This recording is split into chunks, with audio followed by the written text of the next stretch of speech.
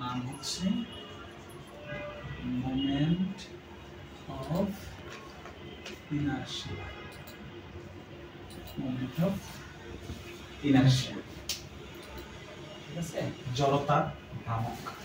এটা হচ্ছে chapter number 9। এটা পঞ্চম অধ্যায়ের সাথে আমাদের মিল আছে। তো পঞ্চম অধ্যায়ে আমরা এরকম একটা অঙ্ক দেখছিলাম, হ্যাঁ, একদম সেম ফিগার। এখন কেউ যদি চিন্তা করেন যে আমরা এই দুইটা চ্যাপ্টার একসাথে করব, কোনো অসুবিধা নেই, দুইটা চ্যাপ্টার একই সাথে করব।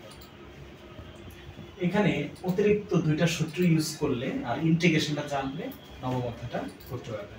তো এই ফিগারটা যদি পরিচিত মনে হয়, তাহলে এই ডিসটেন্স হচ্ছে a, এটা হচ্ছে b, তাহলে এই বিন্দুর স্থানাঙ্ক হচ্ছে a,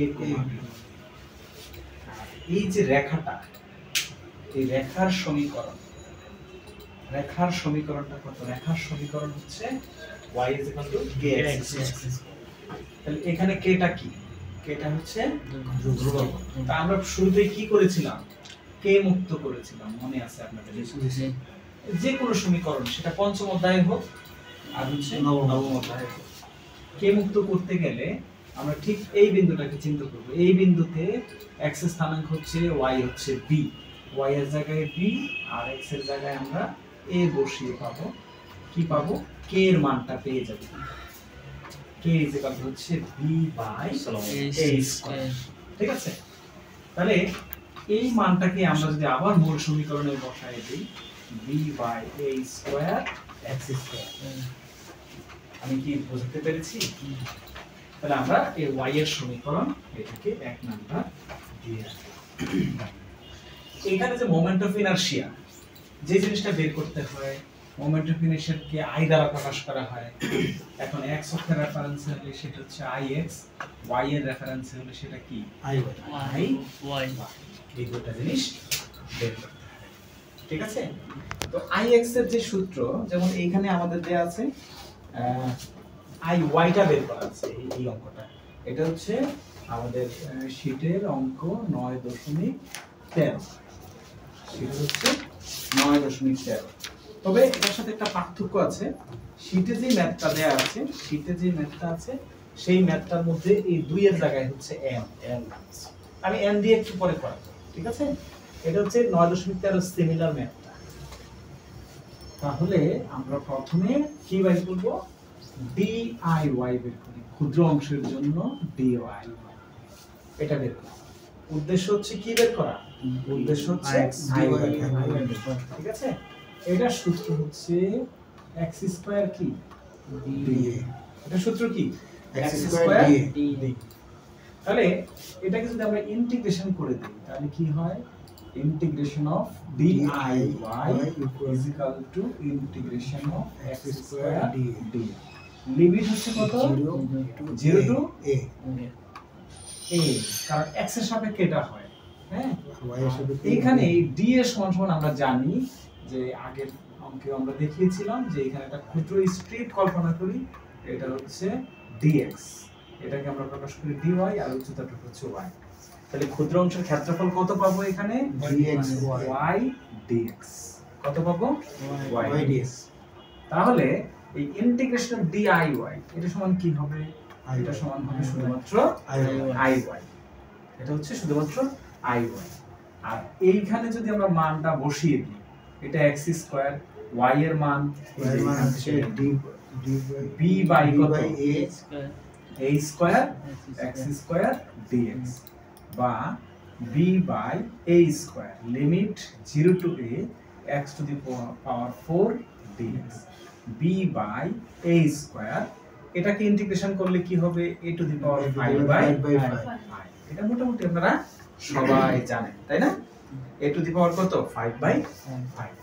তাহলে এখানে এটা আর এটা কাটাকাটি গেলে কি হবে? a কিউব b ভাগ কত? 5। আমাদের প্রশ্নে iy চেয়েছে, আমরা কি বের করে ফেলছি? iy বের করে ফেলেছি। এখন যদি আমাদের প্রশ্নে ix চাইতো, ix এটার মধ্যে চাই না, ix চাওয়া হয়, তাহলে ix সমান সমান তাহলে ক্ষুদ্র অংশ dix, এটা সূত্র হচ্ছে 1/3 y কিউব কত dx। তাহলে আমাদের সূত্র মূলত দুইটা, সূত্র দুইটা কি কি? diy সমান সমান সূত্রটা কি? x square. আবার dix সমান সমান সূত্রটা কি?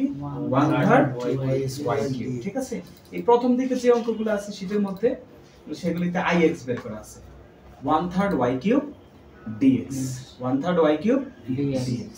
এটাকে চাইলে আমরা এই কাজটা করতে পারতাম, এটা যদি আমি একটু এইখানে বর্ণনা করি যে আমরা কি লিখেছি, dix হ্যাঁ সমান সমান হচ্ছে 1/3 y কিউব কত dx, এটা লিখেছি। তো এটাকে যদি আমরা এইভাবে লিখি 1/3 y square into y dx লেখা যায়? জি। এটাকে তো আমরা চাইলে 1/3 y স্কয়ার dx, ঠিক আছে? আমরা যাতে এই দুইটা সূত্র দেখে কনফিউজ না হই, এটা যেই সূত্র এটাও সেই সূত্র, একই সূত্র, ঠিক আছে? আবার এটাকে যদি আমরা এইভাবে লিখতাম x square y dx, x square y dx, y এর মান বের করতে গেলে কি হয়? x square. y এর মান বের করতে গেলে কি হয়?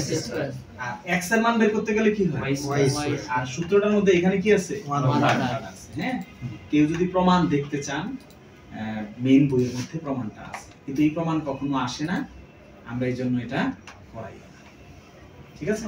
তাহলে এখানে আমরা এখন মান বসিয়ে দিই। এখন এটাকে বের করতে গেলে এই পাশে ইন্টিগ্রেশন করে দেই, এই পাশে ইন্টিগ্রেশন করে দিই। এটা হচ্ছে 1/3 y এর মানটা কত? এই যে এই মানটা b by a square x square, এখানে কি হবে? Whole cube dx। তাহলে ইন্টিগ্রেশন অফ dix, এটা সূত্রটা কি? শুধু ix। এটা কোথা থেকে আসে? এটা আপনারা সবাই জানেন, এই সূত্রটা হচ্ছে এরকম, integration of dx equal to কত? x। এই সূত্র অনুসারে আসে। তাহলে এটা হচ্ছে কত? এখানে হচ্ছে ix। এটাকে আমি যদি এখানে লিখি 0 to a 1/3 b cube a to the power 6 into হচ্ছে x to the power 6 into কত? dx। তাহলে এখানে b কিউব ভাগ হচ্ছে 3 a to the power 6 integration of 0 to a x to the power 6 dx। ঠিক আছে? আমাদের ইন্টিগ্রেশন গুলো যদি একটা লিমিট 0 থাকে তাহলে ক্যালকুলেশন গুলো খুব সহজ, তাই না? এটা আমরা দেখাইছিলাম কিভাবে সংক্ষেপে করা যায়। এটা হচ্ছে 3 a টু দি পাওয়ার 6, এটা হচ্ছে a to the power 7 by কত? 7। কাটাকাটি গেলে কি হবে? a b কিউব ভাগ কত? 20। আমরা কি বোঝাতে পেরেছি? a b কিউব সমান সমান হচ্ছে কত? 20। এটাতে কারো কোনো প্রবলেম আছে? না স্যার। আপনারা এটা একটু ছবি তুলে নেন। হ্যাঁ, আজকে আর লেখার সুযোগ নেব না, ছবি তুলে নেন। আমরা একটু a b কিউব ভাগ কত? 21 দেখা যায়। i y টা কত পেয়েছি? a কিউব b ভাগ হচ্ছে i। কয়টা মান পাইছি? দুইটা মান পেয়েছি। তো এই একটা অঙ্ক দিয়ে যেহেতু অনেকগুলো অঙ্ক ইন জেনারেলি হয়, যেহেতু অনেকগুলো হয়, পরে হাফ হতে পারে, এজন্য আমরা কি দিলাম? n দিয়ে করলে সবই করতে পারবো। n দিয়ে করলে কি পারবো? সব অঙ্ক করতে পারবো। ইন্টিগ্রেশনটা সময় +1 হয়ে যাবে। এইটুকু ইকুয়াল টু কত আছে? এটাই কিন্তু প্রকৃত হচ্ছে 9.3। আগেরটা কিন্তু ওইটা না। 9.3 এর অংশ শুধু i y চেয়েছে, কিন্তু আমরা 9.3 দিয়ে দুইটা পার্টি করব। ঠিক আছে? মূল জিনিসটা বললাম। আর আগের পঞ্চম অধ্যায়ের বেসিক যদি থাকে তাহলে এগুলার প্রবলেম হওয়ার কথা না। এটা n যেহেতু এখানে কত আছে? n। তাহলে আমাদের প্রথম উদ্দেশ্য কি? এটাকে এটাকে মুক্ত করা। কে মুক্ত করতে গেলে এই রেখাটা এই বিন্দুতে ab এর মান কত? x এর মান a, y এর মান b। তাহলে এখানে b k a to the power n। তাহলে অতএব k ইকুয়াল এখানে k ইজ ইকুয়াল টু লিখতে পারি a divided b by a to the power n। অতএব y is equal to b by a to the power n x to the power n। Equation number কত? 1। Equation number হচ্ছে 1। এটার মধ্যে আমরা মান বসিয়ে দিই এখন। এটাকে করলে হবে কত? i y। এটা করলে কত হবে? i y। এটাকে যদি আমরা এখন মান বসাই 0 টু a, এটা হচ্ছে x square, x square. y এর মানটা কোনটা বসাবো? b divided by a to the power n x to the power n b by a to the power n x to the power n কত? dx। এটা এখন আমরা ধ্রুবমানগুলি সামনে নিয়ে আসি b by a to the power n 0 to a এটাই আর এটাই গুণ করলে কি হবে x to the power n plus 2 into dx ঠিক আছে কিনা b by a to the power n এটা সংক্ষেপ গুণ তো আপনারা জানেন এটা হবে কি এই x to the power n কে ইন্টিগ্রেশন করলে হয় x to the power n plus 1 by n plus 1 তার মানে কি তার মানে হচ্ছে x to the power n plus 3 by হচ্ছে কত n প্লাস 3 এই না খালি এক পাওয়ার বেড়ে যাবে উপরেও এক বাড়বে নিচেও এক বাড়বে আর লিমিট যেহেতু একটা 0 আছে তাহলে এই এটা এখানে বসিয়ে দিই তাহলে একবারই হয়ে যায় বোঝাতে পেরেছি কিনা আচ্ছা এটাকে করার জন্য a to the power n into a to the power n into a cube নিচে হচ্ছে কত n প্লাস 3 n প্লাস কত 3 তাহলে এই যে an এটা কেটে দিলাম a to the power n a to the power n কেটে দিলাম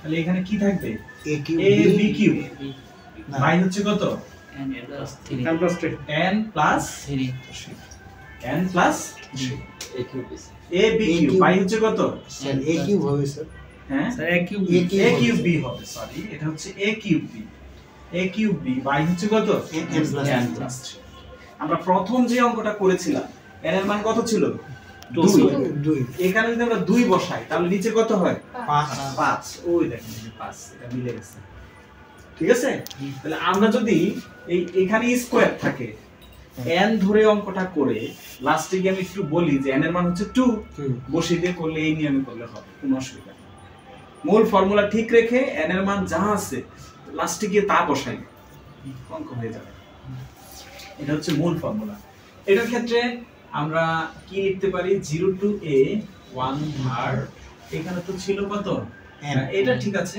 এটা হচ্ছে n এইখানে হচ্ছে n নাকি তাহলে b to the power b cube এটা হচ্ছে a to the power 3n x to the power 3n into হচ্ছে কত dx তাহলে b কিউব ভাগ হচ্ছে a to the power 3n 0 to a x to the power 3n dx এটা বুঝতে কারো কোনো সুবিধা হয়েছে কিনা স্যার এই এর 3টা স্যার আরেকটা 3 আসবে স্যার এর সামনে হ্যাঁ একটা 3 আসবে সাইড এখানে একটা 3 থাকবে হ্যাঁ ঠিক আছে বাকিটা বুঝতে পারছেন কিনা জুবায়ের বুঝছেন আচ্ছা তাহলে এইখানে যদি আমরা লিখি b কিউব ভাগ হচ্ছে 3a টু দি পাওয়ার কত n 3n আর এটাকে যদি আমরা ক্যালকুলেশন করি এটা হচ্ছে a to the power 3n plus 1 by হচ্ছে কত 3n প্লাস 1 নাকি একবার লিমিট বসাই দিছি বলতে ইন্টিগ্রেশন করলে এখানে x টু দি পাওয়ার এটা হয় লিমিট বসালে এটাই হয়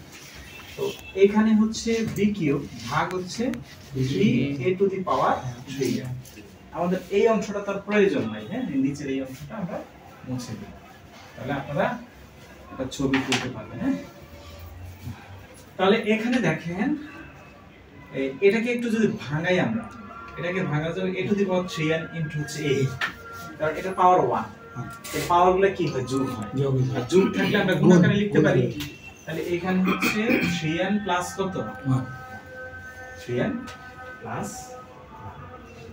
তাহলে এখন আমরা এটা আর এটা কেটে দিতে পারি কেটে দিলে এখানে যা থাকবে a b cube 3 into 3n plus কত 1 এটা কি পাইছি আমরা বলেন তো আগে আমরা i y বের করছি হ্যাঁ আসলে প্রশ্নটা আমাদের এই 9.13 কিন্তু এইটুকুই শেষ এটা আমরা এক্সট্রা করলাম একটা অঙ্কের মাধ্যমে অনেকগুলা বোঝার চেষ্টা করলাম বুঝতে পারছেন একটা অঙ্কের মাধ্যমে অনেকগুলা বোঝার চেষ্টা করলাম এখন আমাদের রেজাল্টটা হলো কি দেখেন একটু আমরা শুরুতে n এর মান কত বসাইছিলাম 2 এখন এখানে যদি আমরা 2 বসাই উপরে a b কিউব থাকবে এখানে হচ্ছে 3 ইনটু 6 6 রেখে কত 7 তাহলে a b কিউব ভাগ কত 21 তাহলে আমাদের রেজাল্ট মিলে গেছে নাকি তাহলে এই ধরনের যত অঙ্ক আসবে এই ফর্মুলা দিয়ে লাস্টে মান বসাই দিলেও পারি অথবা আমরা কি করতে পারি